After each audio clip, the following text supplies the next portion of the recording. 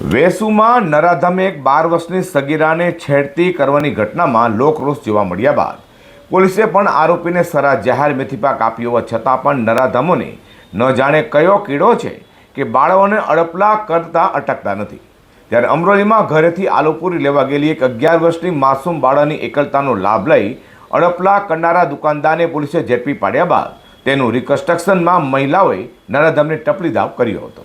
સુરતમાં માસૂમ બાળાઓની સુરક્ષાને લઈને અનેક સવાલો ઊભા થઈ રહ્યા છે, કારણ કે અગાઉ વેસુમાં 12 વર્ષની સગીરાની છેડતી કરનાર નરાધમને લોકોએ ઢોરમાર માર્યા બાદ વાતાવરણ તંગ બનતા આરોપીને સુરત પોલીસે ઘટનાનું રિકન્સ્ટ્રક્શન કર્યું હતું।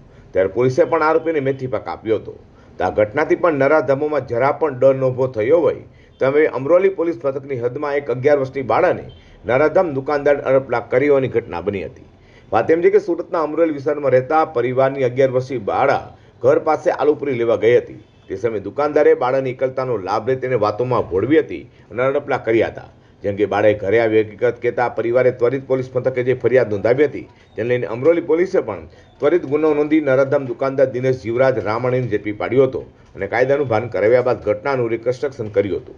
આ સમયે હાજર મહિલાએ નરાધમ દિનેશ જીવરાજ રામાણીને ટપલી દાવ પણ કર્યો હતો। સુરતમાં બાળાઓ પર નરાધમો નજર બગાડી રહ્યા હોય, જેને લઈને હવે બાળાઓની સુરક્ષાને લઈને અનેક સવાલો ઊભા થઈ રહ્યા છે। ત્યારે આવા ગુનેગારો સામે કડકમાં કડક સજાની માંગ લોકો કરી રહ્યા છે।